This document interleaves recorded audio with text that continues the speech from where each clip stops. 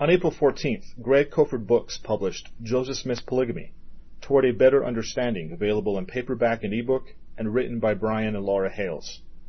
The first book published specifically for average Latter-day Saints about Joseph Smith's plural wives and the theology of plural marriage, Toward a Better Understanding comes at a time when polygamy, possibly the most controversial of all Mormon topics, is being publicly hotly debated and discussed within the Mormon world. I'm Jacob Baker, and this is episode 1 of the Kofford AuthorCast.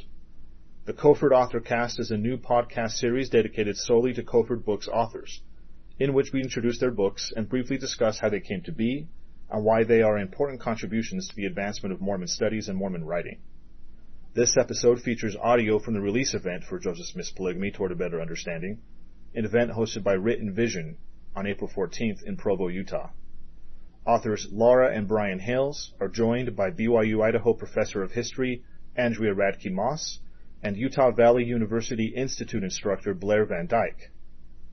They discuss the book, as well as the legacy of polygamy, both for individuals in the Mormon tradition and as well as the modern church.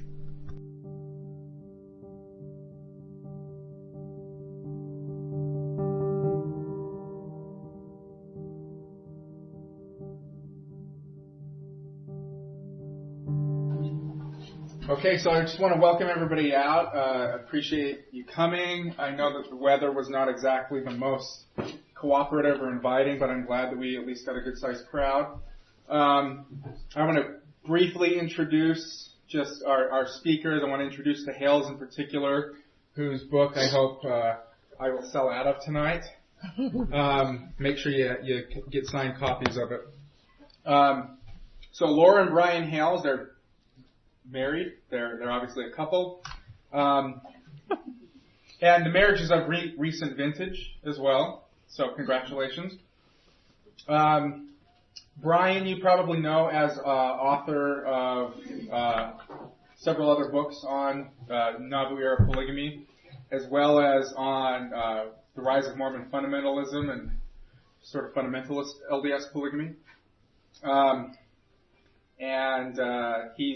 They've both made a name for themselves recently as really active participants in sort of an ongoing conversation in intellectual Mormonism on how we remember polygamy, on the difficulty of polygamy as a subject.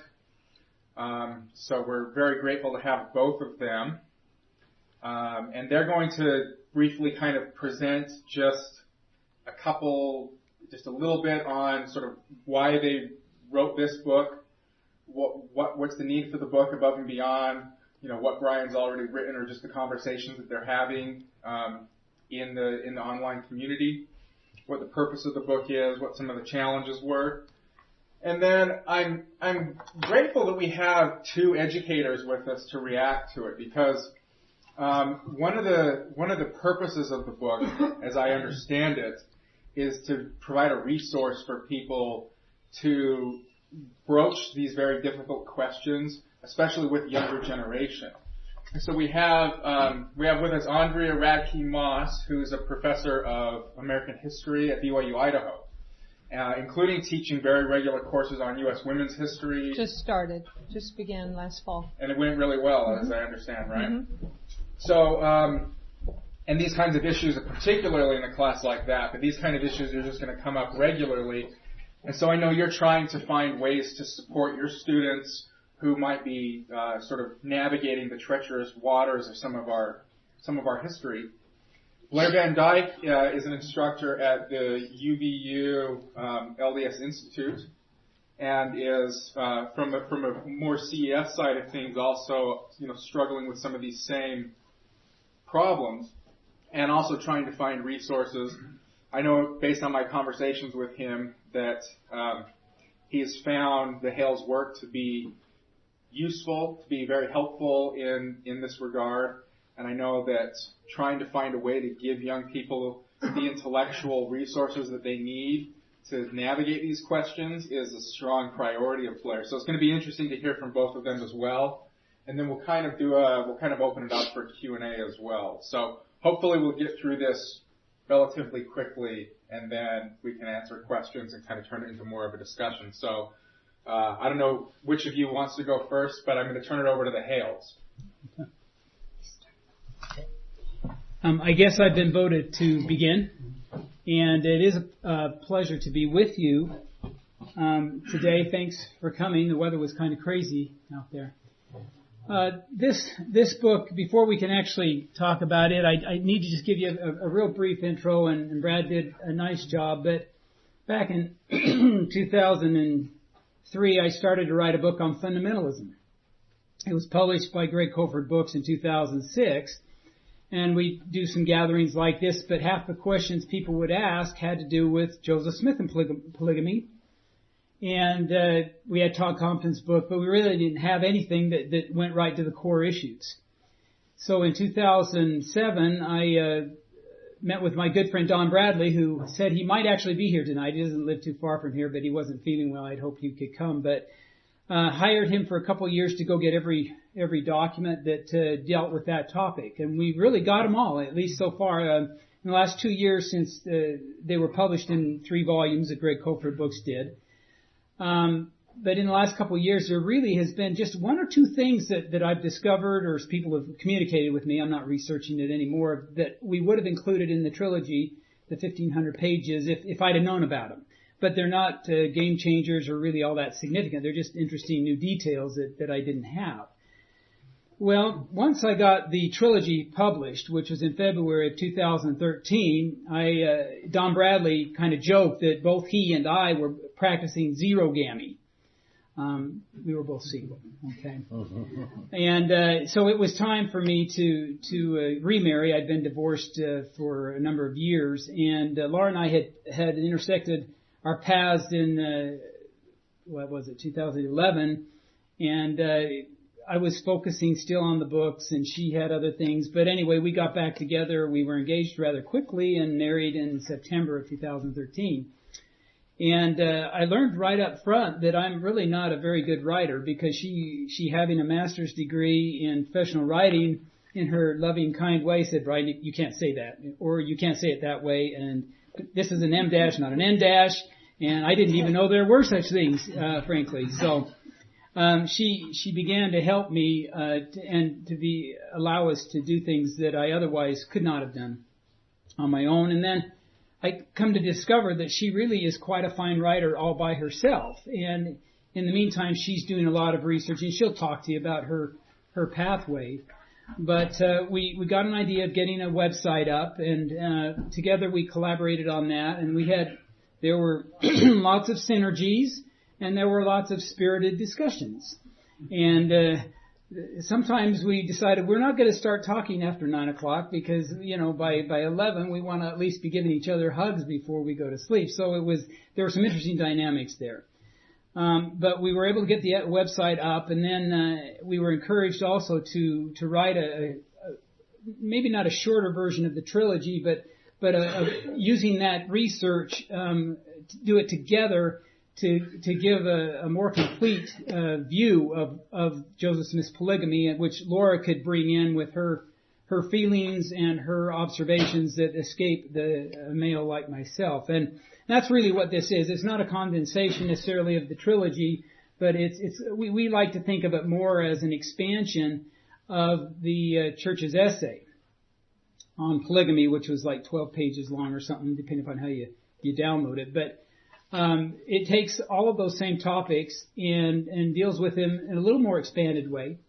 There's nothing left out. All the controversies are dealt with here. Some of them, not in great detail. But somebody who's gone through and read this, especially the first 100 pages, is going to have at least the 30,000-foot view of all the controversies and all the issues. And, of course, there are other sources they can go to if they want more detail. So that's kind of the brief intro to our book. And, again, Laura will give you a little bit more. And then Brad also asked us to talk a little bit about apologetics.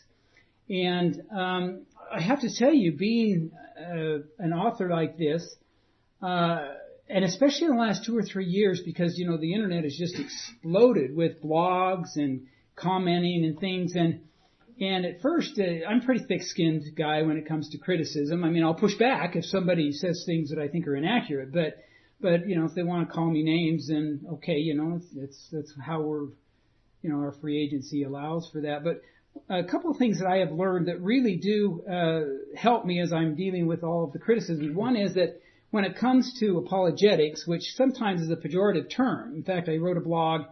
Perhaps some of you saw it. It was just, my first name is not apologist Brian, apologist. My name, I worried because you couldn't find Brian Hales. It was always apologist Brian Hales. Everywhere that they would use my name, the apologist is right there. I understand why, but we don't see the flip side of that. We don't see antagonist.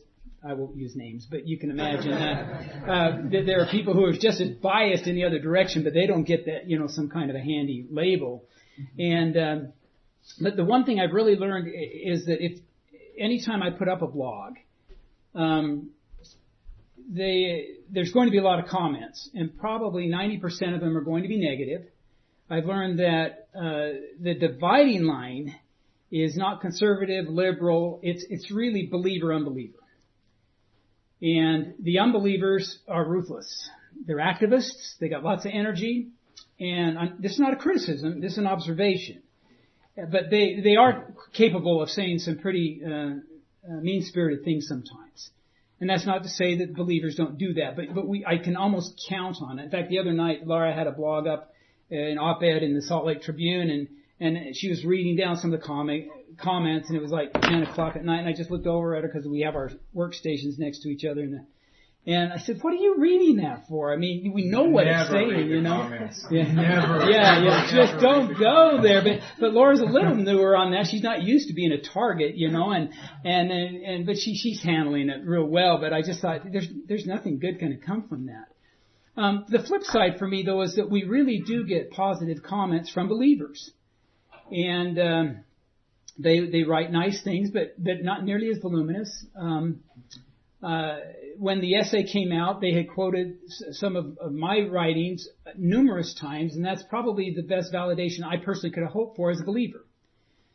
And it's kind of a tangential validation, but I'm grabbing for anything I can some days. If I find myself falling into the comment section and reading that stuff. So for me, I look for negative from those who don't believe in Joseph. It doesn't matter the documentation that we present. It doesn't matter the argumentation. What you're going in with is probably going to determine what comes out in your reaction to the things that we've written. And then lastly, I would just say that these years that I've been studying Joseph Smith and plural marriage, he wasn't perfect, but the process really has increased my belief in him as a prophet.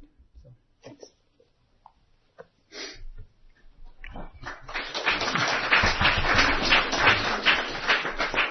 There's always a he said, she said. So this is my version of how we got started on this book. Before I married him, I went to an Author Meets Critics session at Sunstone for his trilogy, and I had yet to read the trilogy. And I have a background in debate. My son traveled national circuit debate, and I judged at nationals twice. And so I really wanted to know who was winning. So he had another Author Meets Critics session scheduled for the John Whitmer Historical Association 6 weeks from then. So in the midst of planning a wedding, getting married, moving, getting my kids settled, starting a new job, I read his trilogy, which is 1,500 pages. And at the end of it, I kind of embarked on this thinking I am not going to learn anything new by reading this trilogy, if it's 1,500 pages or not, because I know so much about this period of history and so much about polygamy. Wow, was I wrong. At the end of it, I said, Brian, we need to rewrite your book. Because I'm not really liking what I read. And he said something very, very wise. He said, write down your feelings because you will forget them as time goes on. Because I have studied polygamy so much, I am immune to what you are experiencing right now. And at the time, I didn't realize how wise those words are, because the deeper you study this, the more familiar you become with the topic, the less shocking it becomes. So, as Brian mentioned, I have a master's degree in professional writing, became a professor of English like my lovely mother. I swore I would never become an English teacher. You always do what you say you won't do. Your mom did. I did. So when you write a book, we're taught, the first thing you consider is audience. And so the audience for this book was absolutely not the same audience as Brian's book. Because when I got the end of Brian's book, one of my frustrations was, after reading those 1,500 pages, was I had to wait to the end of the chapter to find out what really happened. Because it addresses all of the arguments from believers and non-believers that have been put out there, which is great for historians. But someone who just wants the facts of what happened, it gets frustrating after a while. So that's why I wanted to write a volume just for members of the church who wanted to know, just tell me what happened. And so I presented this to Brian, and his reaction was, No way. No way. So I presented it a little bit later, and what did he say? Okay. No way. She got her way eventually. You know the outcome. But I had to wait until someone said, hey, Brian, why don't you write this for an LDS audience? And he said, what a great idea. Nobody has ever suggested that. That's not entirely true. So even though he agreed, it took him a while to get into the groove, which is great because in that time we were able to put together a website called josephsmithpolygamy.org, which is kind of a hybrid between his trilogy and this book, where you can get the answers that you want, but in more detail. Where you get a paragraph in this book, you'd get 14 pages on the website, which is great. So what we found when we met with people in our ward, in our neighborhood, who said, hey, we know you know about polygamy because you've written a book. Can we go to dinner with you? Because we have some questions. And we said, sure, we'd love to. So we'd get all prepared, okay? If they ask this question, how are we going to answer it? Okay, do we have all our quotes? Yeah, we got it all memorized. So we'd sit down, we'd be having our appetizers and our beginning bread, and the question would come up, did Joseph Smith really marry 14-year-olds? And we'd go, yeah, he did. And then they'd pause and they'd go, did he have sex with them? And we'd say, no. Okay. Do you want that last roll? So they just wanted the basic answers, the basic questions answered. They didn't want the 100-page answer. They wanted they want the reassuring answer. And so this book is kind of for those people. It's not the end. It's only a beginning. And I compare it to a bullet train in Japan. The information comes at you fast and furious. And one thing after the other. And in fact, there's a warning in the introduction. It says, this may be new information for you, and it may be quite shocking. So don't read it cover to cover. Read it slowly. Process it. Think about it. Write down, okay, this kind of bothers me. Why does it bother me? But you will get in here anything having to do with Joseph Smith's polygamy that is discussed on the internet. It might be a paragraph. It might be a section. It's not going to be a long thing. The whole thing is only 200 pages, so you'll be able to read it. But it gives you a basic introduction of what happened. And an interesting side note is Brian would want to include things in here, and I would tell him, they don't care about that. That is such minutia.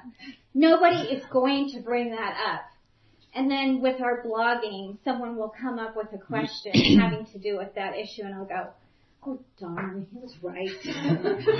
Usually she's right. Okay, so I'm like, oh, darn, I'm glad we put that in there. But I wanted to talk about apologetics a little bit and how we want this book to be used. And a little bit of a warning, too. If you want a debate, you're not going to find it in here. again, we went back to audience. We had one audience in mind for this, and that was someone who wanted a basic introduction to the practice of polygamy by Joseph Smith, who is a member of the church, and who would start with this premise that Joseph was telling the truth. If you want to explore the issue not from that perspective, then I would suggest his trilogy. But, so this is written assuming that you believe Joseph Smith. That's just the assumption. And now I'm going to segue into apologetics because Brad asked us to talk about how we think that's changing. Another disclosure. 2 years ago, maybe 3, I did not know the meaning of the word apologetics. And the definition now that I know of apologetics, I don't like that either, now that I'm called an apologist. It's kind of used as a slur, even though it has noble roots as defender of the faith. I see apologetics changing hugely. It's with mommy bloggers out there defending the truth. You know, I just want, people ask me all the time, why do I try to defend polygamy? And I really don't think I'm trying to defend polygamy as much as I'm trying to level the playing field. This is the first book written for LDS members on the topic from a faithful perspective. This is a game we've been losing for a long time, and I just want to talk about the facts. I don't want them distorted, and we can say, okay, Joseph Smith, you could say, I don't believe that an angel came to Joseph Smith. And I can say, you know what, I totally respect your choice not to believe, or your ability not to believe, or your desire not to believe. And we can still be friends, and we can discuss this topic, and it can be great. But when you say that an angel told women, and that Joseph told women that an angel told them to specifically marry them, I'm going to take you to task and say, where's your documentation for that? Because to me, that's a larger issue. And so, I mean, my motivation is to maybe get people to read this book and have questions still. I don't want them all answered. They won't be answered. In fact, one of the reasons Brian didn't want to write this book, should I tell him? Sure. Wait. It's rolling down the hill. Is he was afraid that it would have people asking more questions than answering those questions. And that's always a risk when you decide to go smaller instead of larger. But we also felt it had to be accessible to the typical LDS, and that it had to be short enough so that it would get read. This is not my only endeavor in the publishing world that I'm involved in right now. I'm finishing up an anthology of the 17 sticky topics, gospel topics, that get people to think and pause about the validity of the church. And what I've done is I've gotten scholars in each of these areas to write chapters that I've edited, respected scholars, experts in their area of study. And it's really interesting because my publisher, when he handed back the reviewed chapters, he actually called me from London. He was out of the country, and he said, you know, all the reviewers came back to me and they had this one concern. What are people going to do with this information that you're giving them? And I thought that was really interesting because I wanted to say, hopefully they'll go forward and teach.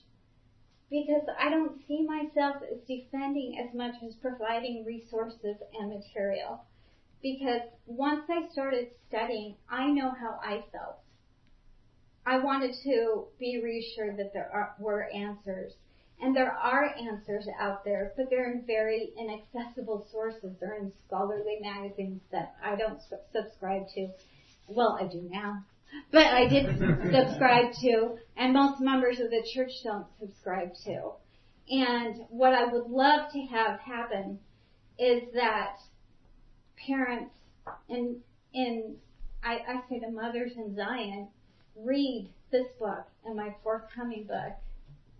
They learn the material and they teach it to their children so that in 20 years the next generation can't say, hey, how come I was never told about this? And I can tell you, I have done this with my teenagers over the last 6 months. And it's a wonderful thing. You know, I felt really stupid when I sat down the first time and started talking about magic and treasure digging. But I presented it to them as straightforward as I could. I presented it in a faith-based context, and they were fine. Yesterday, my 15-year-old was standing in the kitchen with me, and I was talking to him about a podcast I'd heard about polygamy done by a faithful Latter-day Saint woman who just happens to have different ideas about GNC 132 than Brian and I do. And we were talking about the differences in our concepts of what it meant, which I think it's wonderful that in a church we can have different ideas and respect each other and say, that's okay. But he was able to talk to me about her position and my position, and we could talk about it, and nobody was afraid, nobody was threatened, and it was just a matter of fact. This occurred, this is DNC 132, and we're talking about it. That's something I was unable to do with my older children because I consider it like the parable of the 10 virgins. I was one of the virgins without the lamp so full of oil. I did not educate myself. And so when they encountered these things on the internet, they had not been taught by me about them, and they didn't come to me. And they just took what they read at face value. And I think as more and more people I consider myself just the typical Latter-day Saint who wanted to learn herself and wanted to spread that information. And I think the more we get involved in spreading this information, the more apologetics will move from a small group of 20 people that have very big voices to a wider encompassing group that can speak openly about these topics and say, yes, this happened. I know it happened, but that's okay. It's history.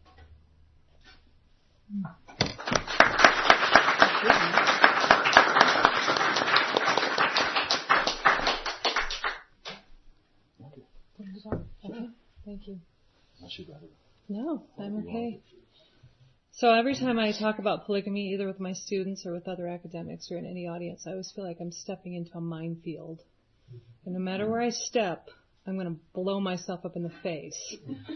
And so I admire the Hales for even taking it on, because it's a minefield. And like has been brought up, you know, one person can read one source and another person can read the same source and have two entirely different conclusions, which is where we're at.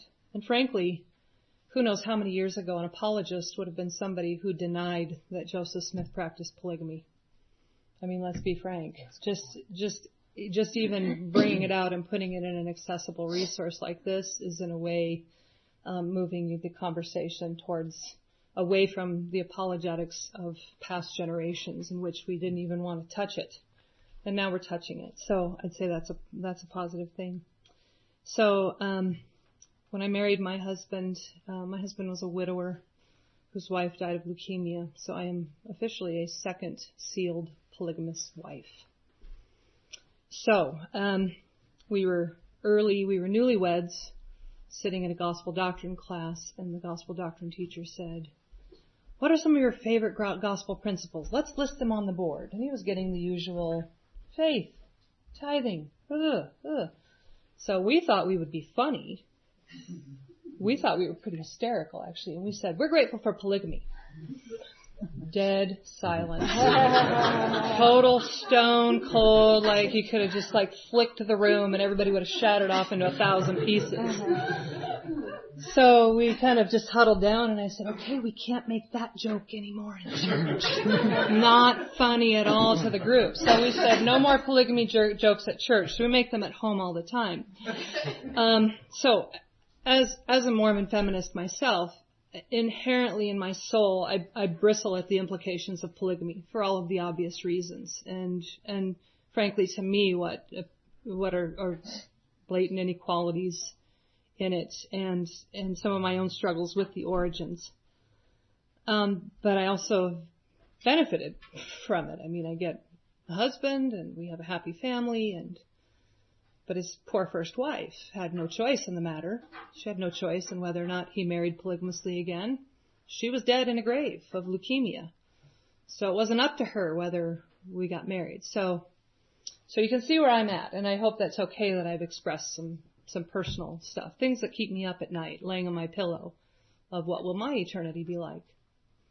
Frankly, that's a reality that maybe not a lot of people have empathy for, but it's my own.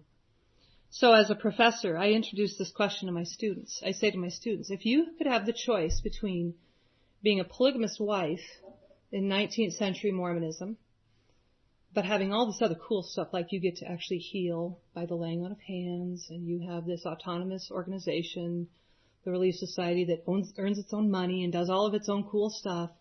You get all that cool stuff and all these wonderful spiritual gifts that you get to express. Or you get monogamy and none of that other cool stuff. And guess what they always pick? Guess what they always pick? Monogamy. Always. Across the board. Because they've been... So what's happened culturally to us is that we have culturally adapted to a very monogamous culture, of course. And we've actually reinvented it in America in a really wonderful way, where now we're the great defenders of one man, one woman marriage. One of our great ironies. And we've almost come to this complete disavowal, where you see President Hinckley being interviewed by Mike Wallace, and he says, what about polygamy? And President Hinckley dismisses it, says, no, we don't do that anymore. That's done. That's in the past. But it's not in the past. For somebody like me, it's not in my past. It's in my present. It's every night as I lay my head on my pillow. It's in my present. And so here's this interesting dance that we're doing. This theologically, we absolutely do own it. But publicly, we have completely disavowed it, and so we're walking this dance. And I see a similar kind of tension in the work of the Hales, is we're walking this dance of owning it but not owning it, and how to completely defend the origins of it as completely divine, and yet, today we hate a lot of the ramifications of it, and we have redefined ourselves as a church that believes in one man, one woman, and not one man, multiple women. And how can we continue to do this dance? Frankly, it might just be because we're schizophrenic, but it also might be because it's just what we've been given. And so I applaud this work for at least for what it's done, which is to introduce a topic that how many years ago would this have even been taboo to do? I mean, if we were to take this back 10, less than that, maybe 10, less than a decade, certainly less than 20 or 30 years, and maybe all of you have your own stories of this. Then my students will say to me, but Dr. Radke-Moss, are we required to live polygamy in the next life? And I say, I don't know, but I'm covered either way. So y'all can just do your anyway. Anyway. So what I'd like to summarize essentially about this book is that we're kind of caught in this, do we attribute the origins of polygamy as 100% divine? Or do we do as many critics of polygamy and Joseph's polygamy do, which is to attribute it as 100% materialist? And so you either have it's 100% a fraud or it's 100% from God. And in the middle, we haggle over the implementation of polygamy and the missteps along the way. And abuses, who was empowered by it, who wasn't empowered by it, how were women empowered by it, how were they not empowered, who exhibited agency, and who had less agency, maybe because if there was coercion or if there was a younger age involved where your prefrontal cortex hasn't formed completely to make those kinds of self-actualizing decisions, etc. And so what I see this as doing is we are furthering this conversation. We're opening this conversation now to a large body of members of the church, like she said, that can engage in this conversation. And in many ways, Brian had said, you called it what? That this is an expansion of the church's polygamy essays. Yeah, I think that's how you worded it. Yeah. This is an expansion of the church's polygamy essays.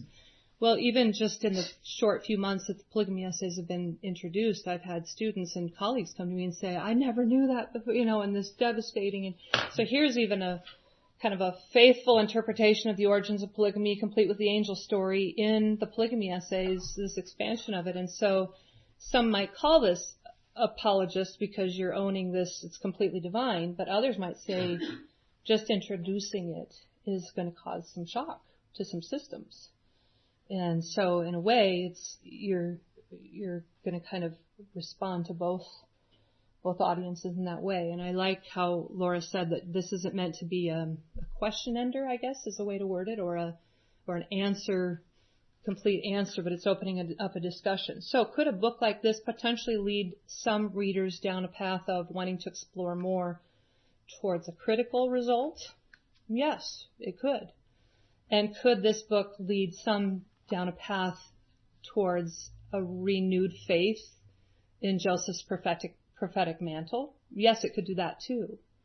I see it's not necessarily going to eliminate or guarantee one or the other reaction, but it's at least opening up. Especially, are you mainly targeting like youth? Would you say like seminary age or college age, or just? Oh, not youth. Probably not you. Probably not like 14-year-olds. Although a parent that read it could then filter it to it's to a pretty teenager. information filled, and they're not really interested teenagers. I actually talked to someone emailed me, a seminary teacher, after I did an op-ed, and he said I was all prepared to teach the seminary lesson on the origins of polygamy in D&C 132, and all the teenage girls don't want to talk about it, so we didn't. Yeah. So, I think they're more interested in other things, and I think there's a fear involved as well. Then let's just not talk about it. Well, and frankly, this is the gorilla in the room, isn't it? This hangs over every Mormon woman from the time you hit puberty. This hangs over your head like a bad painting that never goes away. It's always there. This could be your future. And it is. I mean, without me even trying, I ended up being polygamously sealed to my husband. So, while I might differ with some conclusions, maybe some interpretations of D&C 132 as well, and still I'm applauding this book for doing what it's doing, which is bringing the conversation, putting it on the table so that we can all talk about it and we can recognize the gorilla in the room instead of ignoring him all the time and saying, there's the gorilla in the room. Let's talk about it. So, let's talk about it. Mm-hmm. Anyway.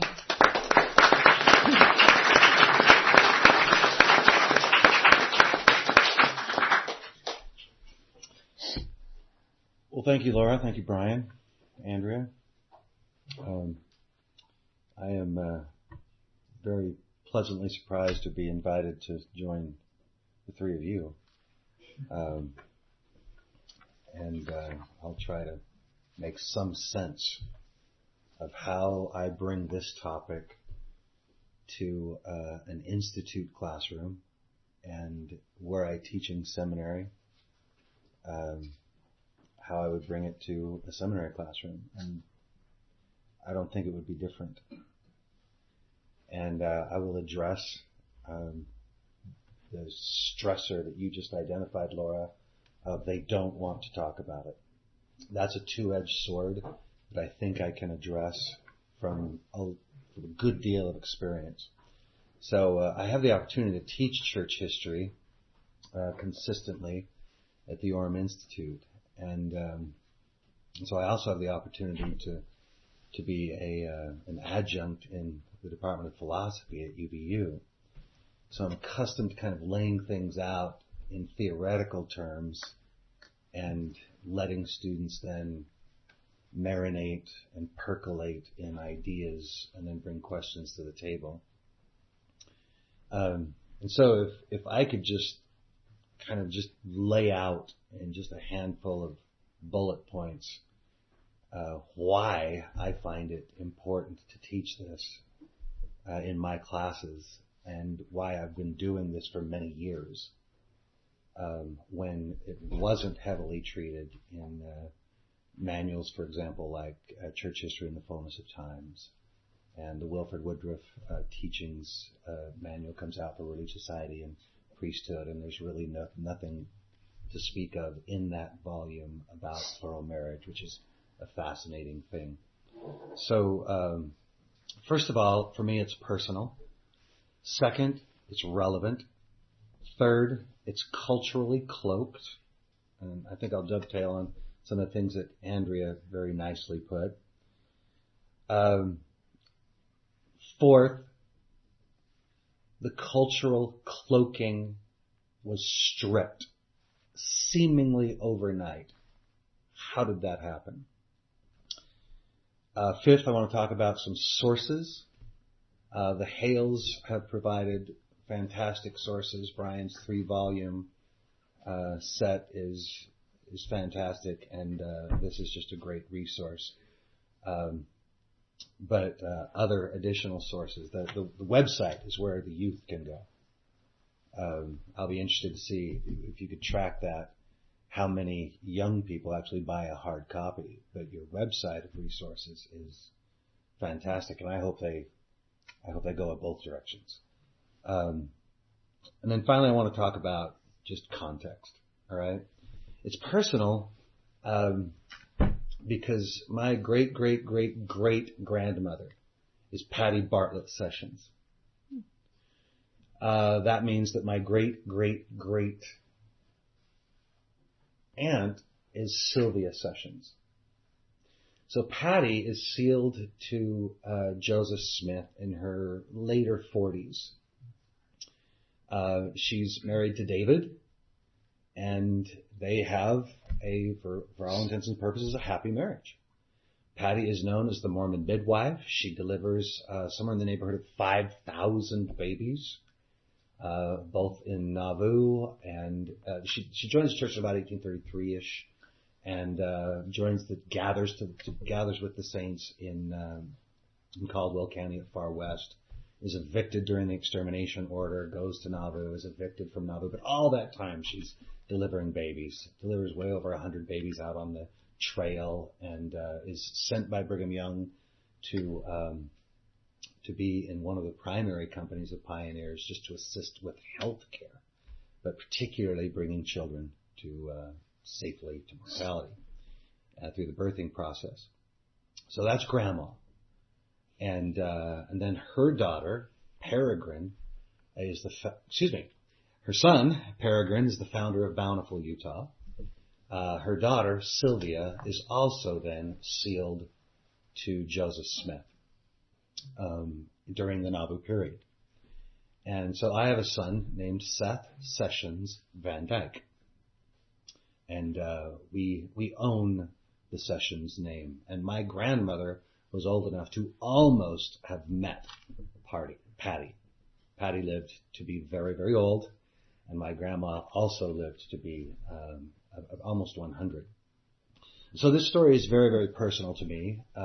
Sylvia, many would agree, but it's not bulletproof, but many would agree that Sylvia is the mother of the only child that that could be identified as Joseph's from a plural marriage, and particularly a polyandrous marriage. And so Sylvia is married to a man by the last name of Lyons, and he's a good guy, but there's a time where he is out of the church. He's not in full fellowship, and it's at that time, apparently, that Joseph and Sylvia are sealed. Joseph had performed a marriage between Sylvia and her husband. Anyway, as the story goes, and Brian documents this in the 3-volume book. It's also in here, I trust. It's half a chapter. Okay, good. Because this is one of the elephants in a room. That's the question: is how much sex is involved in that, in these relationships? So just with my grandma and my aunt, I can cover a lot of territory in a classroom, and it's personal. And so as Sylvia approached death, she beckoned for her daughter, Josephine, and told her that she was the daughter of Joseph Smith. DNA testing is later performed, and there is reason to believe that there is a DNA connection between Sylvia and Joseph. But again, that is not bulletproof. But we have the ark builders here, so I will not give instructions on how to build that particular ark when the 2 ark builders are in the room. You can ask that question later if you'd like more clarification. So it's personal. Relevancy, it's very common for me to be at like a ward party, or at my house in the backyard. And one day I'd come home, there was a party at my house, and I'd just come home from the archives, and a friend that I knew was on his kind of leaving the church over polygamy, Joseph Smith's Polygamy, grabbed me and he said, where have you been? Why are you late to your own party? Well, I've been researching in archives up in Salt Lake. He said, no way. How did you get in? Well, I went up to the 2nd floor of the church office building. I showed them my ID, and I walked in. And he said, no, that's not possible. You can't get into archives. We had this very interesting exchange about how, again, archives are cloaked. There's a lot of stuff that's just cloaked.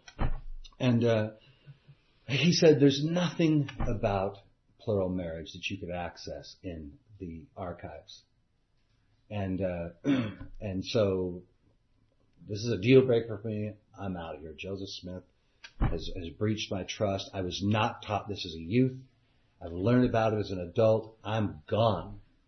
I said, what do you mean there's nothing outside of archives? He said, you can't read about this anywhere. And I said, well, do you think if you went into archives you couldn't find anything? No, they wouldn't let you see it. I said, well, let's just solve this problem maybe. And I walked him into my home, and I took him to our personal library, and I just started pulling books off the shelf. And we were approaching somewhere in the neighborhood of 2,500 to 3,000 pages worth of information just on Joseph Smith's Polygamy.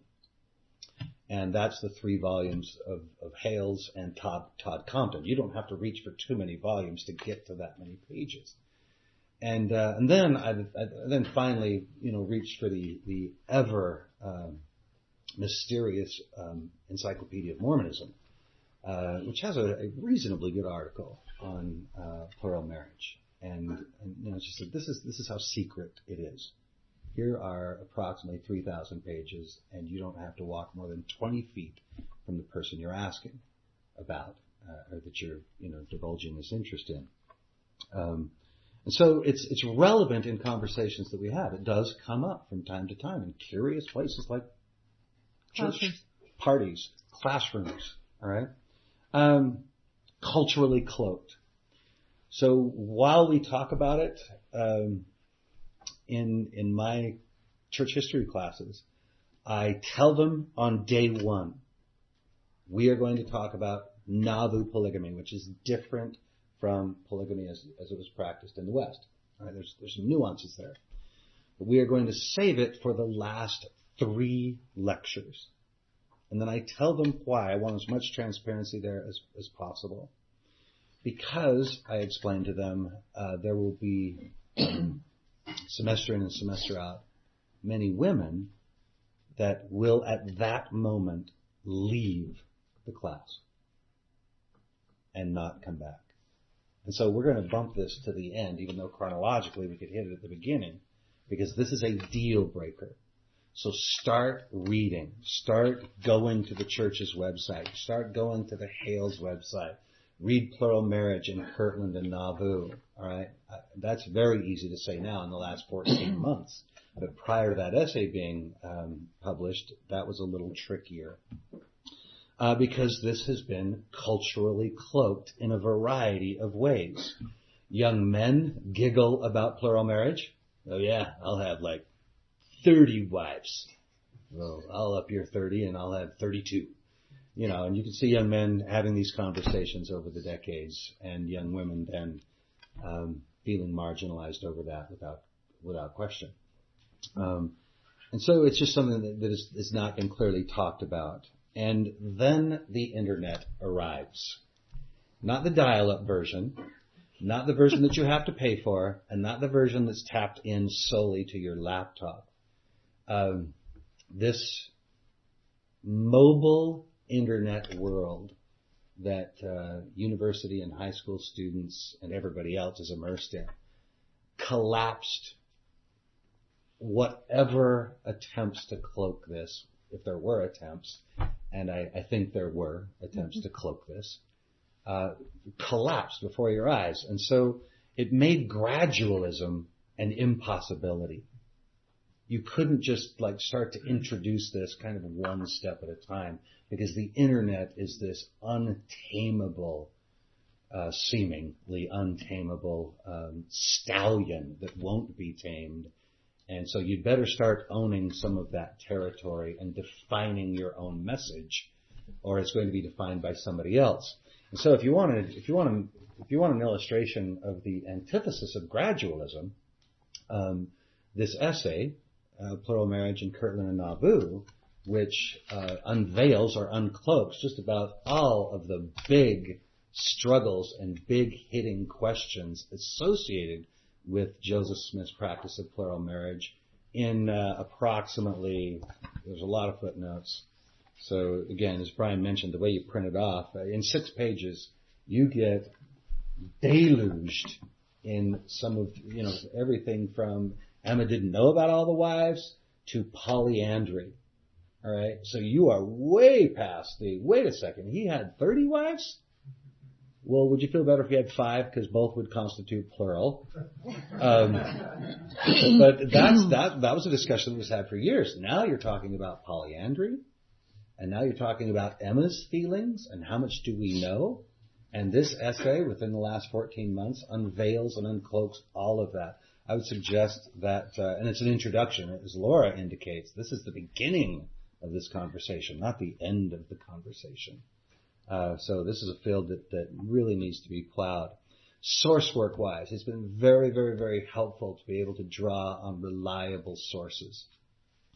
And so Linda King Newell and Helene Phillips Avery, Mormon Enigma, Emma Hale Smith, Mormon Enigma. When I first started teaching, one of my mentors in church education identified that book as a terrible volume that threw Joseph particularly under the bus and made Emma possibly look a little bit better than she should. And so it was a handful of years before I actually read it. And when I read that book, I was steaming mad.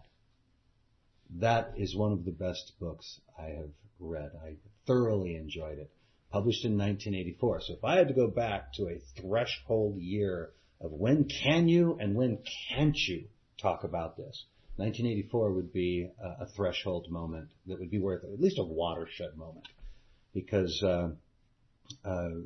Newell and Avery, their work is not readily received in certain circles of church educational enterprises, both university and seminary and institute. Bushman's Rough Stone Rolling, of course, Joseph Smith in the beginnings of Mormonism predated that, but he is then laying discussions about plural marriage wide open. That's in 2005, and that book was also, so 11 years after Mormon Enigma, Richard Bushman is deemed almost demonic, if you will, in certain circles. You can't read this book. You can't use this book. And I asked him on one occasion, what is one of your principal points? And he said, one of my principal points is to inoculate the youth. I continue to encounter students at Columbia who are sideswiped, blindsided by certain aspects of Joseph Smith's history and life.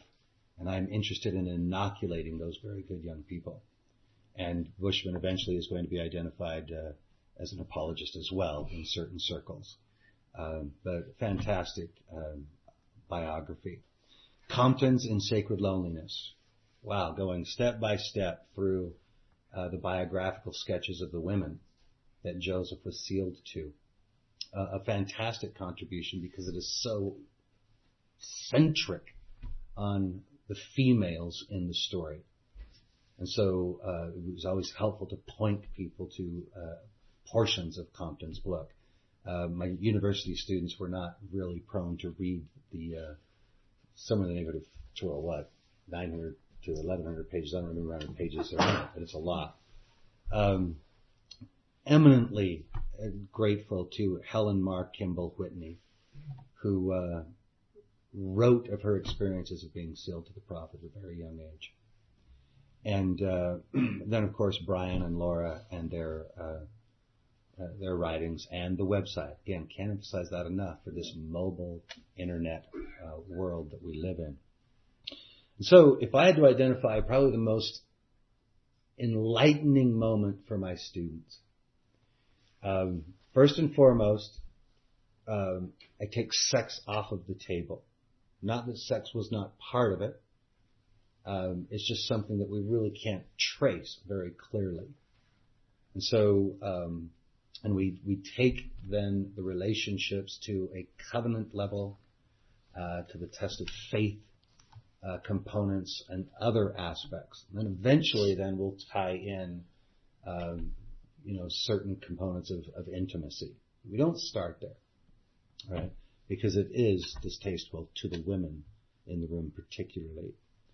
But laying out for my students the model or the conception of sealing in Nauvoo is what I have found to be the most beneficial exploration of Nauvoo polygamy in a classroom setting like an Institute of Religion or a seminary classroom. I would absolutely lay that bare in front of high school students. You'd want to take care. But the idea that you're dealing with what Compton refers to as dynastic sealings, what Brian refers to as clandestine sealings, that this is a horizontal model, that it's just as important that everyone in this room is sealed together as it is that you are sealed to your husband or wife. And that is the driving conception of sealing from the early 1830s to 1890 when the model is shifted. And it's very, very difficult to conceive of Nauvoo plural marriage if you have not put your arms around those conceptions of sealing, which again, dynastic or clandestine, are two very helpful terms to employ in explaining a more of a horizontal idea of sealing and an eternal family conception as opposed to a vertical. And they're not opposed. It'll all come together in the end. They're not mutually exclusive. But the students that come into my classroom have been exclusively taught a vertical conception of sealing, and that's completely understandable. And when they come to understand a horizontal idea, then that really has the lights click on. All right, and that this is about creating and recreating Heavenly Father's family on the earth, and sealing everyone together, and that's compatible with a lot of scriptural injunctions in latter-day Revelation, and taking it all the way back to Abraham, Isaac, and Jacob. And so I've talked long enough, but I appreciate your patience. I'm excited about this work that has come out that is user-friendly and accessible to so many. And I appreciate the Hales for producing it, and thank you for your time tonight.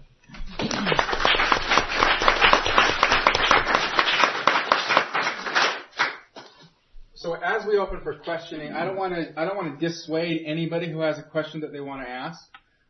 But I'm looking out at the crowd that we have gathered, and in particular, I'm noticing that we have some educators here. We have some BYU professors. We have a seminary teacher, just that I can recognize, and we have some students here as well. I know I have some of my students present, but I know we have some other college students.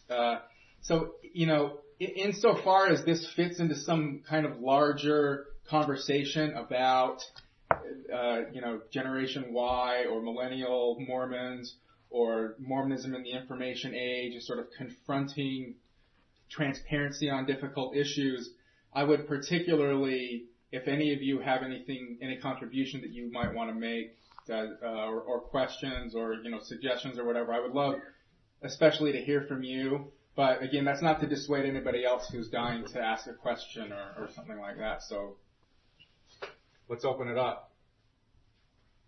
Hi there. My name's Eric.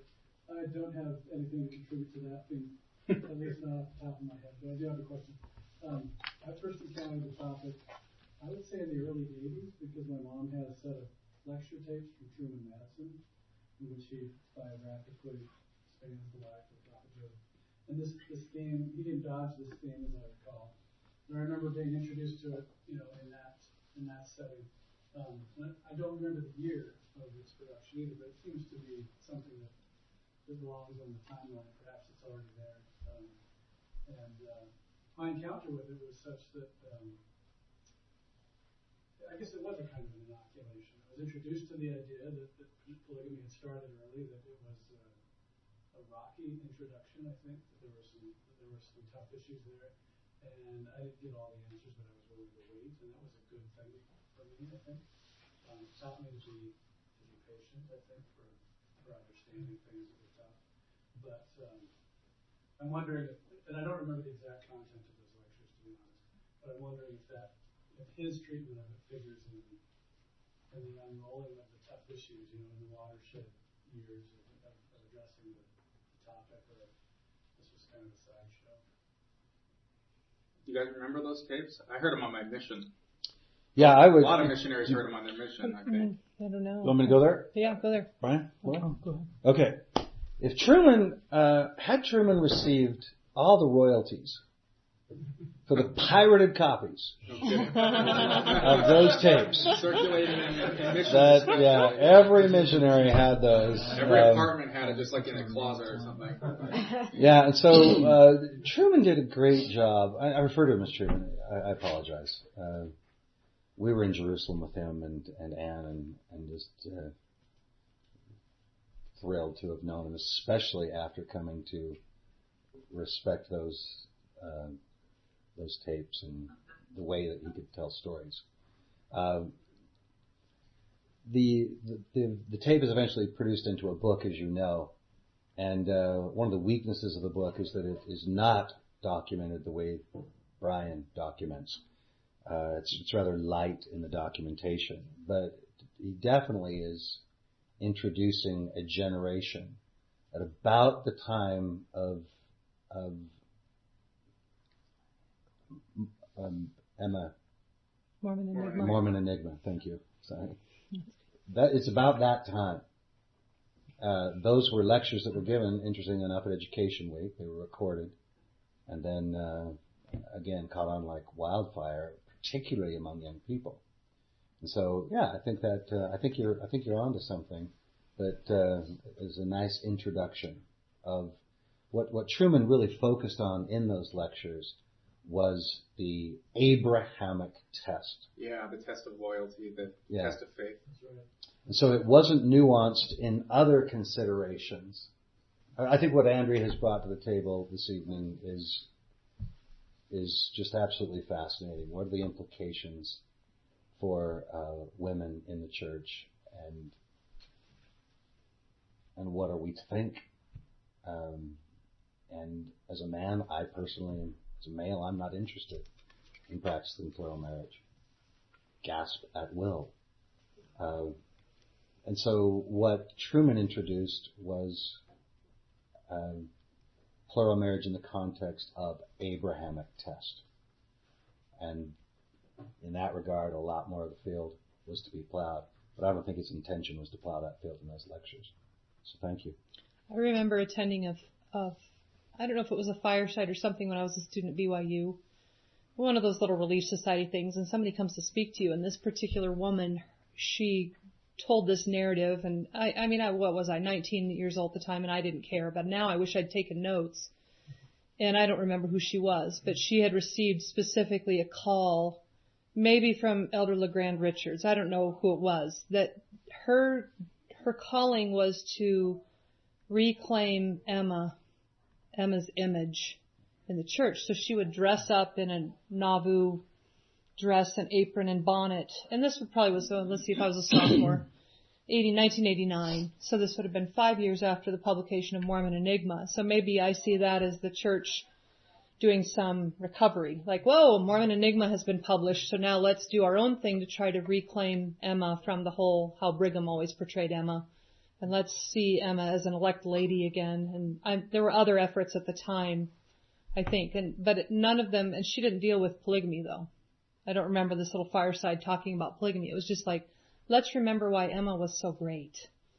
And then we all had our cookies and punch and left, remembering how Emma was so great. But we didn't talk about polygamy. So. That, by the way, was Jody Renstrom. Is that who that was? Yeah. How did you know that? Wow, that's amazing. He knows all. He knows all. She ran the Valley Center Playhouse here in Utah Valley, and just a wonderful person. Yeah. And just the one woman act. That's interesting. Exactly. The timing. Yeah. I'll have to ask her. You should. If she was, it would have been in the Wilkinson Center. Yeah. Well, she's done it lots of times. Yeah, exactly. I've seen her do it. Anyway. Okay, so I have a question for each of you. I am actually teaching these sections tomorrow. So, Brother Van Dyke, I will totally use the horizontal. I love that idea. Cramming. Give me a takeaway from each of your perspectives. And what's the takeaway that you want these kids to know? Horizontal? From you? The sealing power is not a monolith. Okay. I don't know that I'd say that to ninth graders. But translate that somehow. That the sealing, the way the sealing power is expressed is not monolithic. As we've seen here this evening with my family, with Andrea's family, and with many of your families, there are a variety of ways that this power is manifest. And it's all acceptable.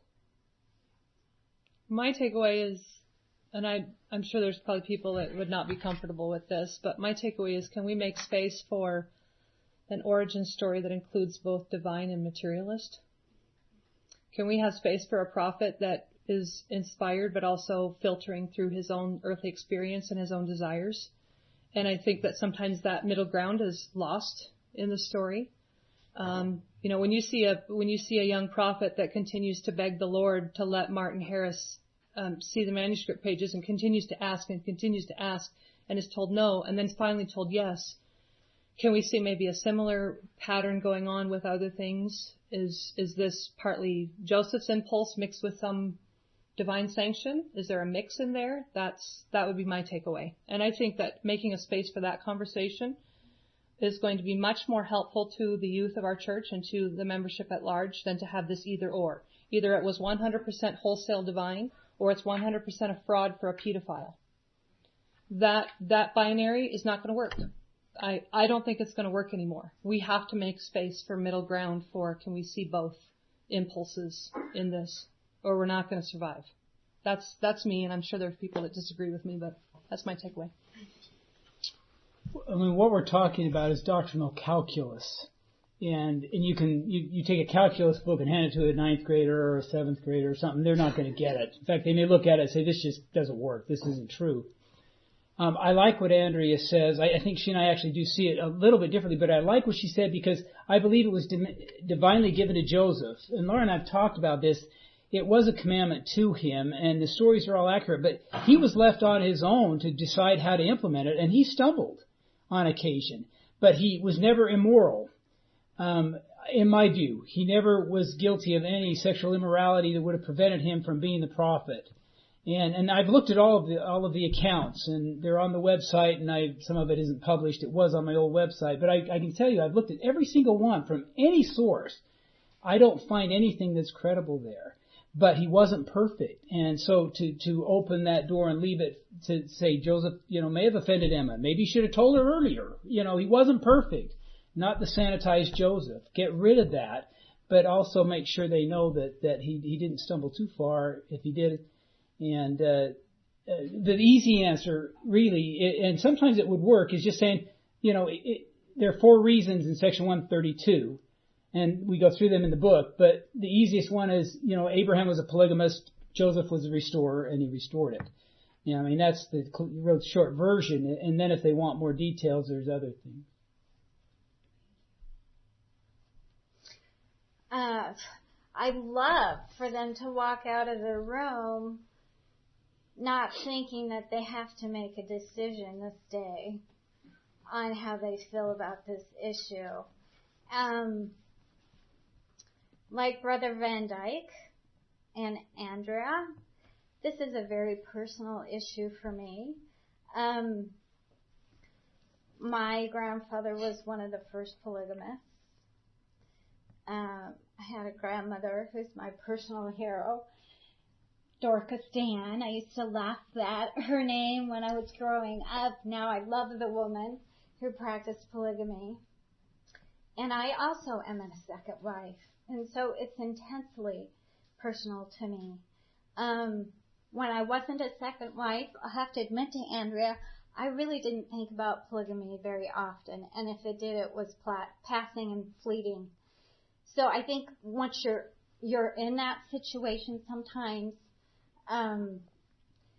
it's more disturbing and something you think about more often.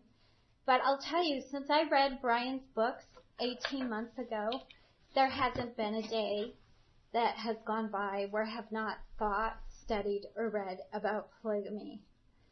And the answers that I was seeking didn't come on the first day, the second day, or the third day. They're still coming. Some of them have been answered. Some are still out there. I'm still seeking. These things are very, very complex. And the advice I would give to you to tell your students at the end of the day or the end of the lesson is, if you have something that's bothering you, write it down. Codify it. Don't just say polygamy. Okay, we all have that ick factor with polygamy. And believe it or not, his joke aside, I've met many, many men, including my husband, who do not have any desire whatsoever to practice polygamy in the eternities. In fact, we gave a fireside once to a group of people in their golden age. And when Brian said that no prophet has said that every man has to be a polygamist, nor does D&C 132 explicitly say that polygamy will be commanded in the eternity, there were actually tears running down his cheeks. So, we might joke about it, and it by definition bothers women more than it does men, but I do know that there's lots of men out there who think about this as well, because I've met with them. So just tell them to write down their questions and then go to resources. Don't go to, an anti-Mormon resellers. Go to those safe resources that Brother Van Dyke shared with you. I would suggest josephsmithpolygamy.com.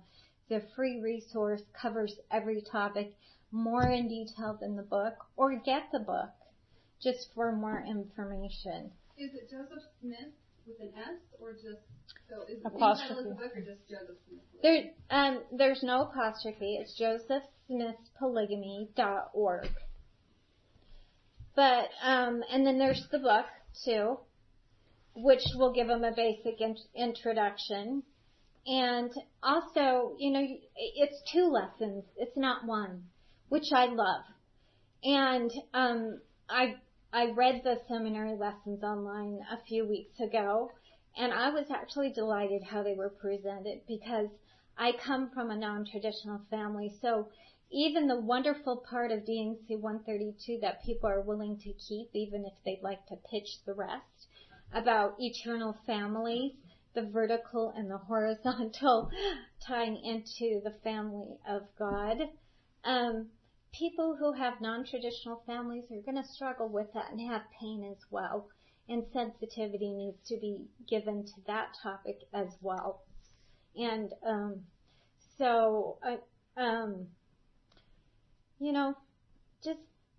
just tell them to ask questions. It's okay to ask questions. This church was started by a world-class truth seeker. And that's what we're looking for. There's no time limit on having these questions answered. And just keep searching, keep contemplating, keep pondering. That's what I do every day. Can I add something to this? Sure. I mean, your sort of spirit of openness when it comes to addressing this, I think, is really important. And I think there's another dimension to it too, which is that let people go ahead and have their reactions. Mm-hmm.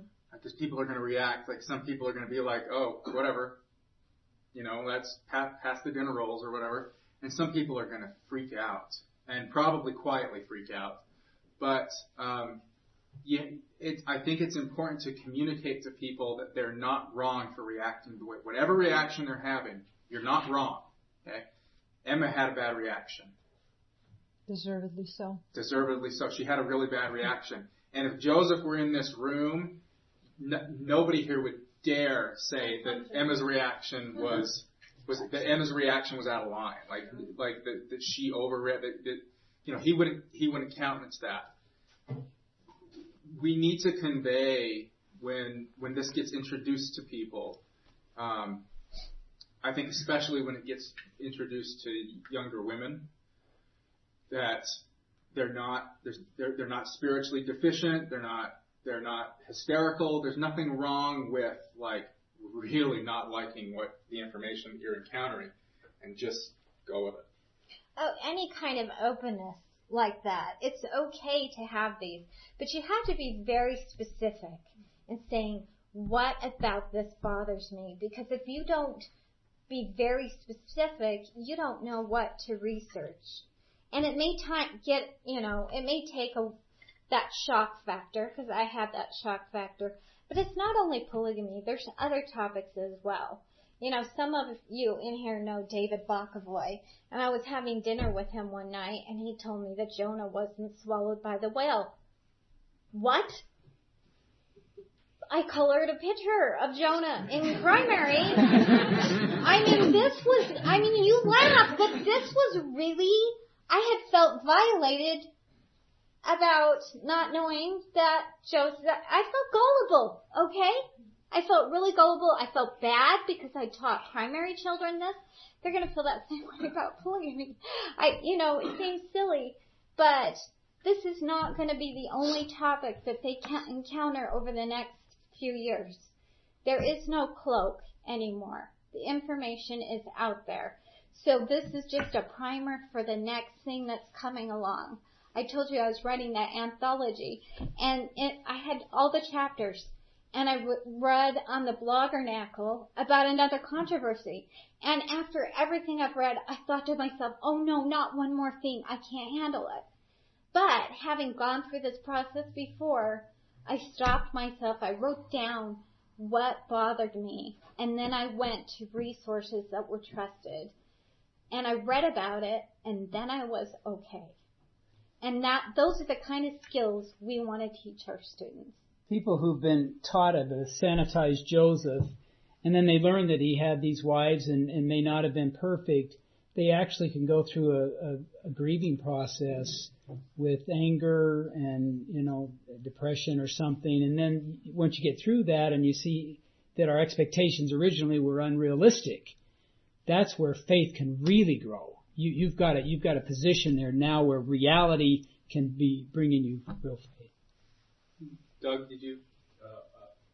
Lindsay and Kurt Van Allen have recently been interviewed into different places, deconstructing Section 132 and basically saying that it was a problem from the start, that Joseph, that this is an uninspired section of Scripture, kind of in the sense of casting everything out except for the part on the family at the end. And I'd be interested in anybody's reaction to that claim that's probably creating some waves. I have heard of them. Have you guys written anything about that? A little bit. I'll speak and then you can speak. When I look at D&C 132, I approach it probably different than Brian does. In fact, I can't say probably. I know we've talked about this a lot. The sections in the D&C, and you teach this, are really interesting. None of them were created in a vacuum.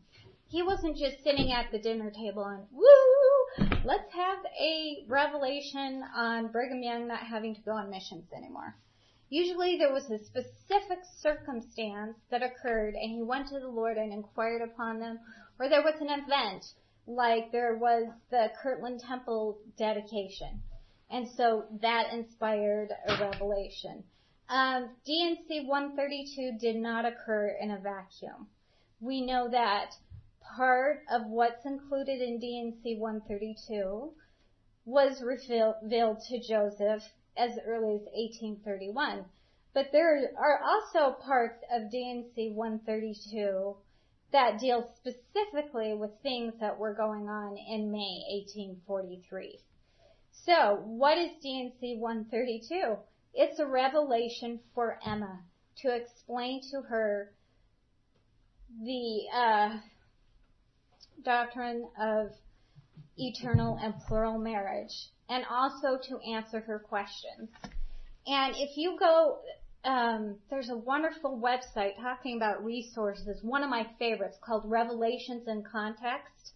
It's put out by the Church History Department, and they're really trying to get you to concentrate on the history surrounding the revelations. I read an essay by John Welch where he talked about how those who know Joseph said that he received revelations. And my favorite quote is from Orson Pratt, which I'll paraphrase right now, and he said, "The ideas were of the Lord, but they were clothed in the words of Joseph." And Joseph was full of revelation. That's another quote from Wilford Woodruff. So people were coming to him all the time to get revelations. But they didn't all get into the Book of Commandments. And before they went into the Book of Commandments, they were edited. And things that were personal, that didn't have any relevance for anyone except for the person that they were given to, they were taken out. Or maybe Joseph received more light and knowledge as time went on and he refined them. The problem with D&C 132, which was a personal revelation to Emma Smith, yet contained divine truths like eternal marriage and plural marriage that apply to the general membership, it never went through that process before getting into our canonized doctrine because the prophet was killed. So it was dictated in 1843, was made public in 1852. It was published in the Deseret News along with Section 110, which was a revelation received in the Kirtland Temple at the time of the dedication. And then it was canonized in 1876. Which is right in the middle of the anti-polygamy persecutions and True. But apparently it became part of everyone's D&C on October 22nd, 2014, because it's received more press in the last 5 months than ever before. And nobody can say we've hid that revelation because it's been there all the time. So, they deconstruct it and say that it's not of God, the Van Allens. But they also speak a lot about the wonderful thing of eternal marriages and eternal families. And the truth is, if you throw out D&C 132, we do not have canonized doctrine supporting eternal marriage and eternal families. So I don't know how to take out things from D&C 132 having to do just with Emma, except for to teach them in context and say, this is what Emma was going through at the time. And because I know the history, I can go through D&C 132 and I can say, okay, I know this, and that's why that was addressed. Okay, I know this, so this is why this was addressed. So I'm able to do that. The typical member can't, but I would just urge study, and I would emphasize it's actually the first part that talks about eternal marriage.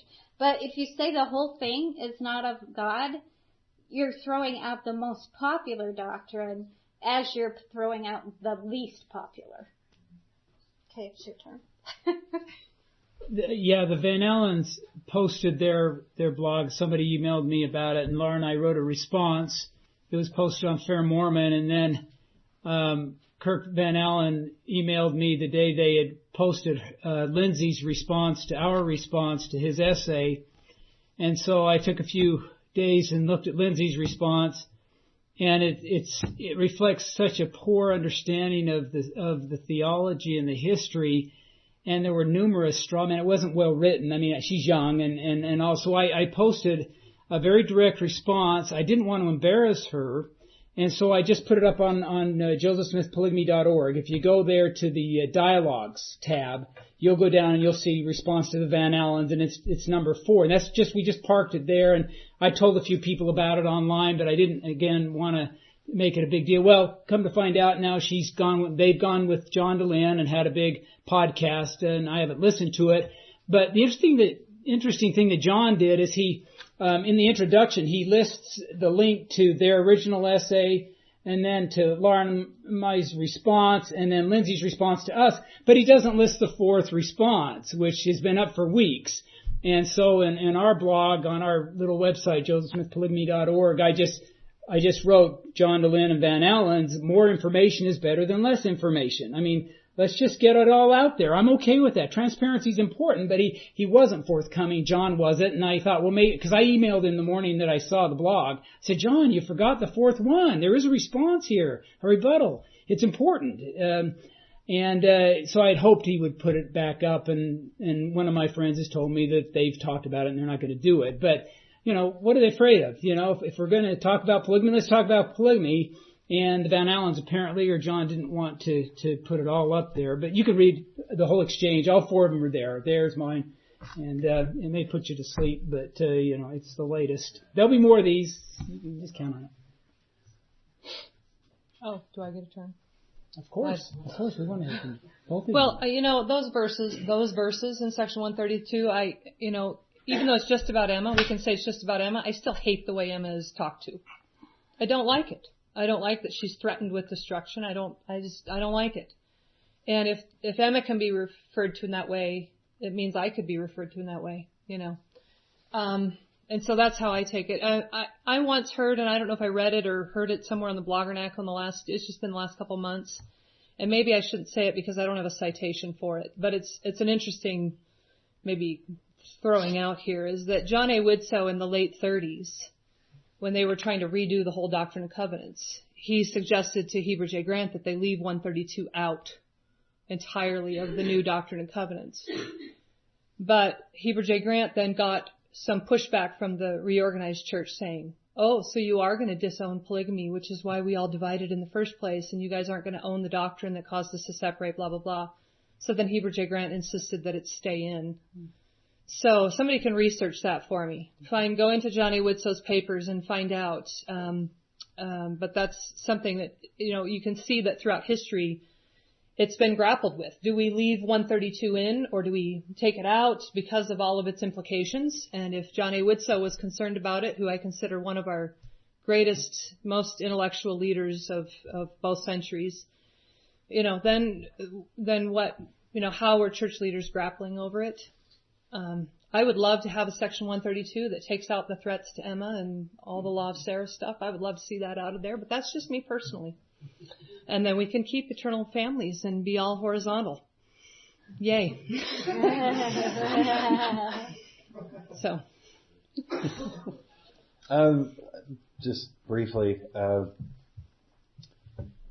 when you step into the realm of a revelation was received, and then you start creating rather concrete parameters in which to place that revelation, I'd recommend that there's a lot more elasticity and fluidity to the revelatory process that we are frequently blind to. And modern or postmodern Latter-day Saints, this is not exclusively Latter-day Saints, but we're talking about Mormons here, are not particularly good at mystery, and we're not particularly good at ambiguity. And so whether it were a seminary classroom or Andrea's history class, or just interactions with neighbors or friends or family or strangers on the street, there needs to be, I think, a heightened respect for complexities associated with the revelatory process. Steve Harper has fleshed this out considerably. The way I explain it to my students, I believe I borrowed it from Steve, is that Joseph Smith is not a human fax machine, and that this is a process, that revelations come, and then those revelations, the language and the way that they are presented are massaged over time.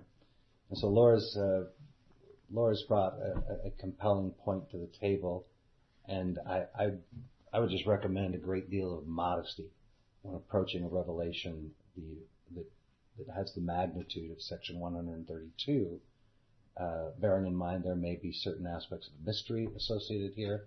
Catholics are better at mystery than Mormons, and ambiguity is just something we need to be able to grapple with if we want to be members of the church. That's not a cop-out. That is just a truth. We do not get neatly tied up boxes that are wrapped with bows around them presented to us saying this is Joseph Smith's life. That's hagiography that hopefully we are shifting away from, because it doesn't do many people many favors at all. So we're dealing with real people in real time, having real life experiences, and frequently it's messy, and we get to read it approaching 200 years later.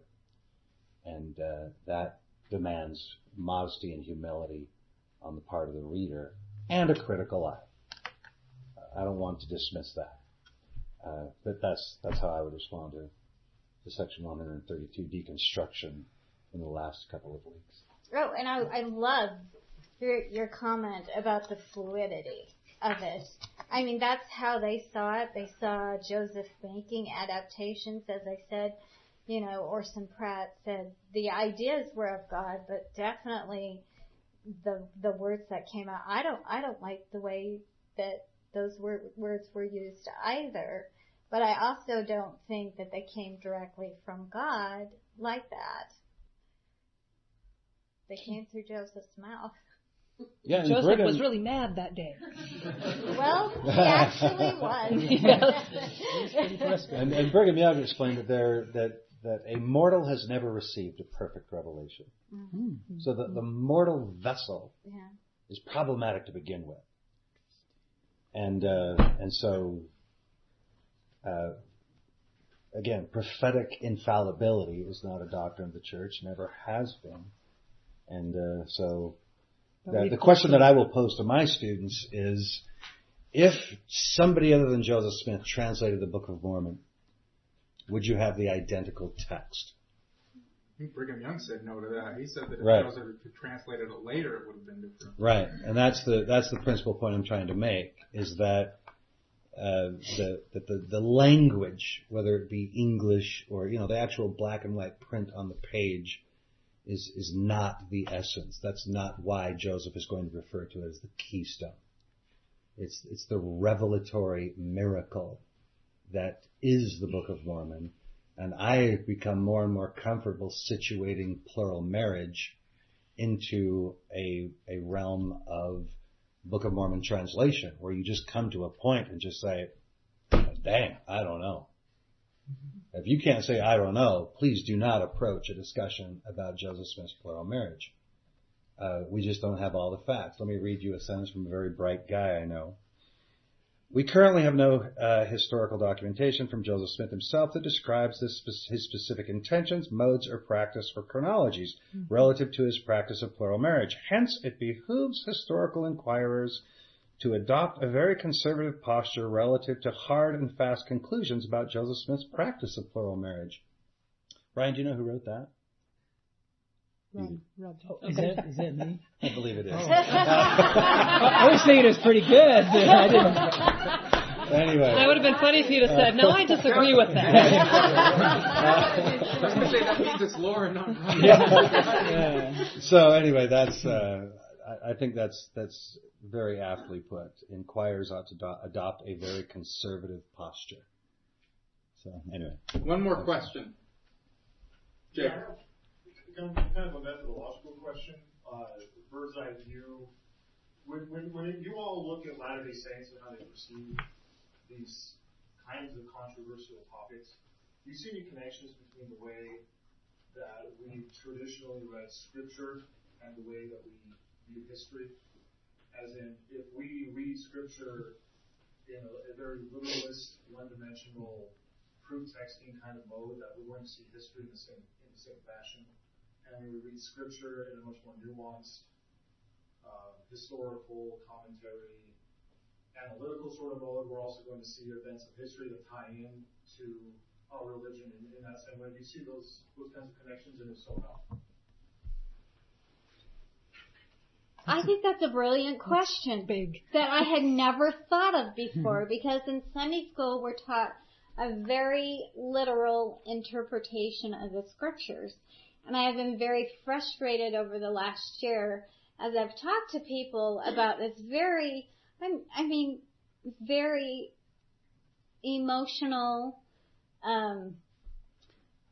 potentially anger-inducing subject that they continue to look at it very literally from a 21st century view. And anyone who studied history realizes that's very unfair.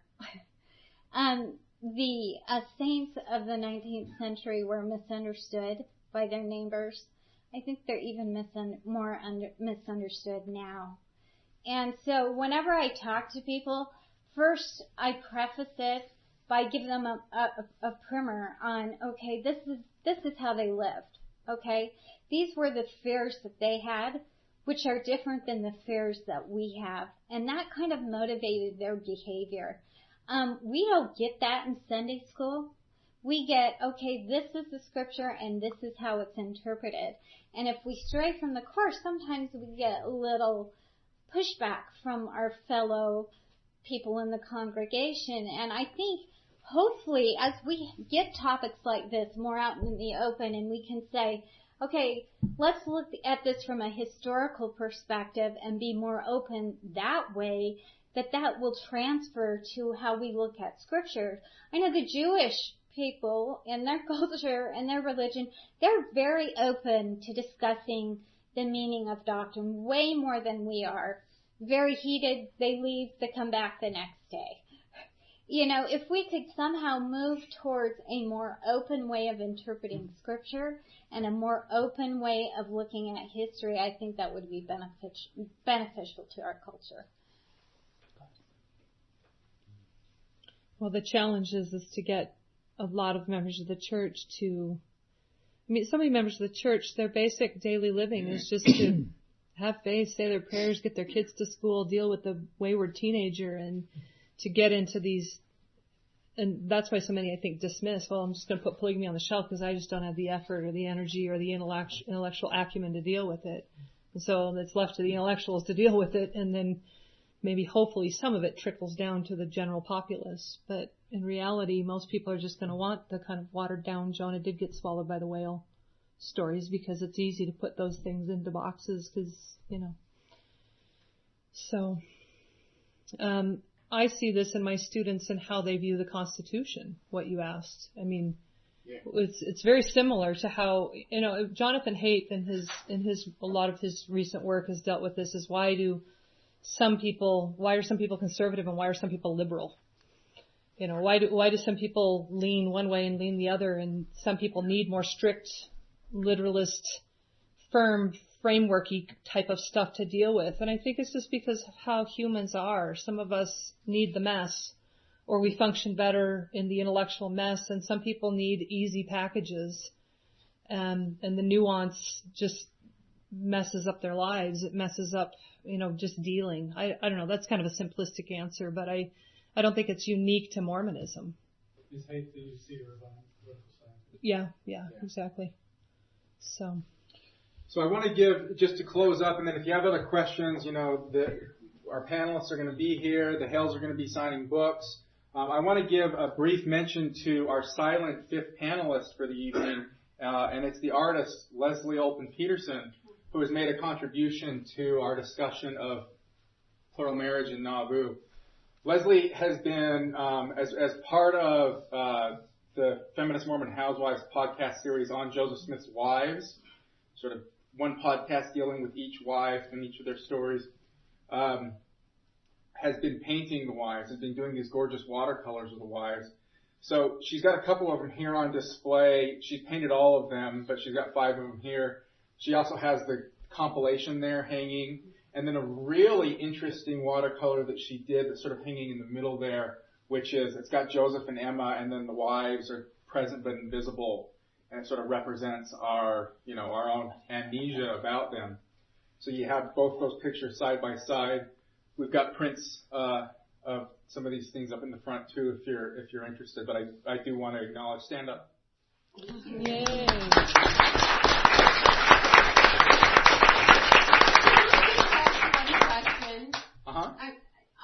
I hate to even say anything because I'm so new at this polygamy thing, but it has just struck a chord with me, and I'm obsessed.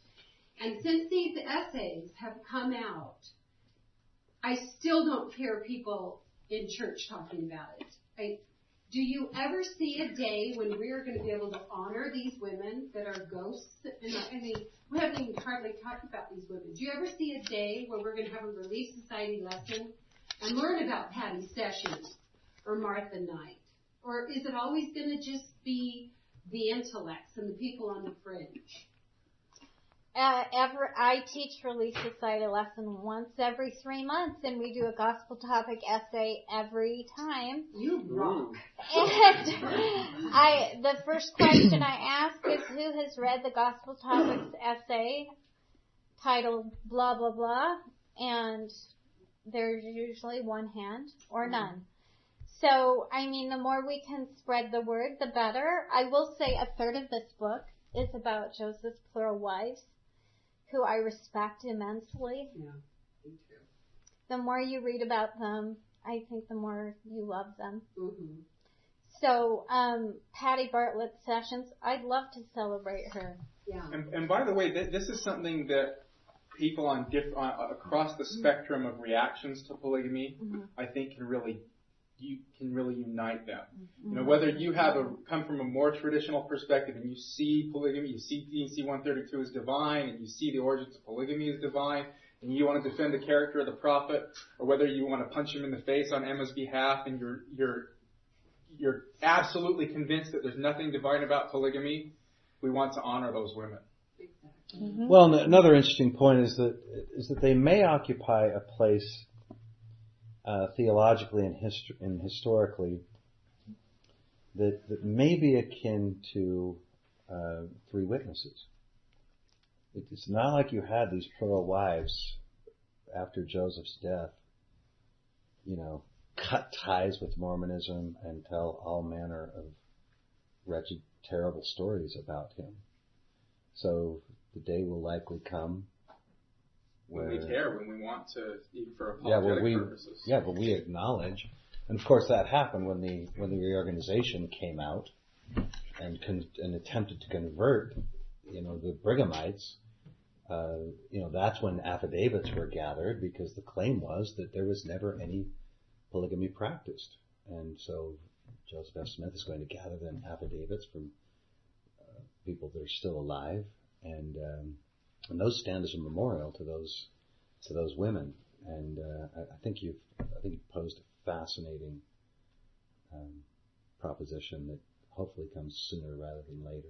Well, and for me, especially the polyandrous wives, I've noticed a lot of the discussion in the Bloggernacle and a lot of the things I've been reading is that there's this tendency for people to be very quick to defend the plurality of wives. But when it comes to the idea of women marrying more than one husband, especially if in the case of Sylvia it did involve sexual intimacy, we get very defensive.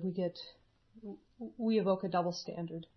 It's okay to defend plurality of wives, but somehow the idea of a woman having more than one husband, it's somehow that's affront to her morality. And let's not do that to these women that were the polyandrous wives either.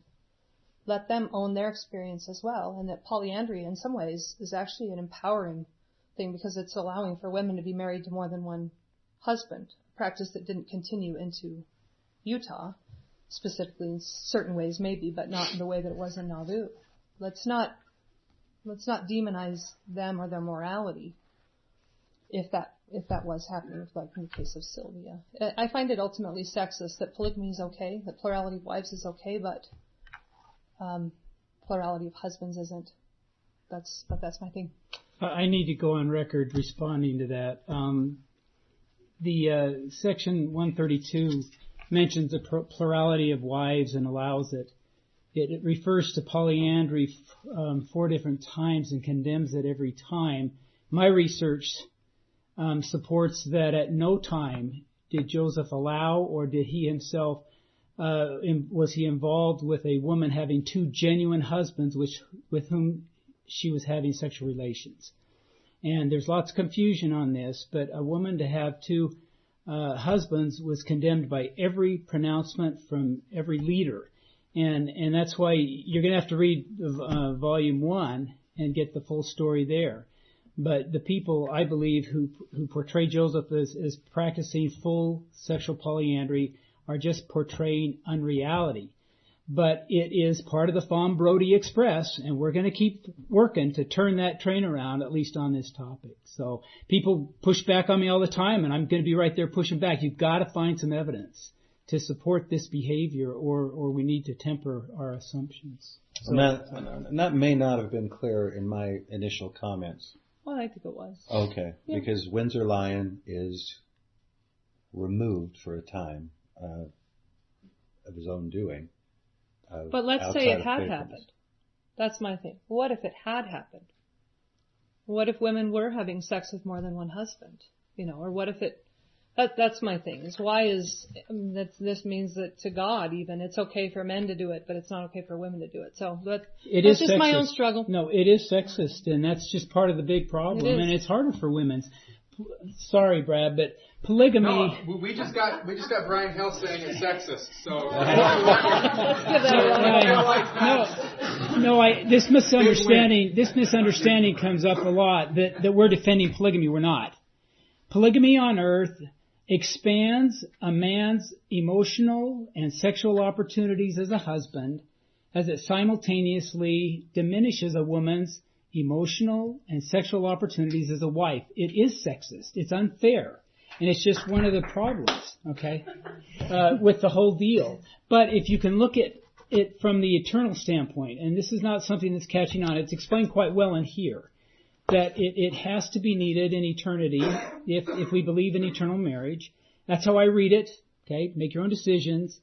But that doesn't explain why it was commanded between 1840 and 1890. It's a whole different issue. It needs to be possible in the celestial kingdom, according to theology, but the idea that it was commanded is not in section 132, and nobody else in the history of this planet was commanded to do it. I don't believe it'll ever be returned as a commandment, but that's speculation on my part.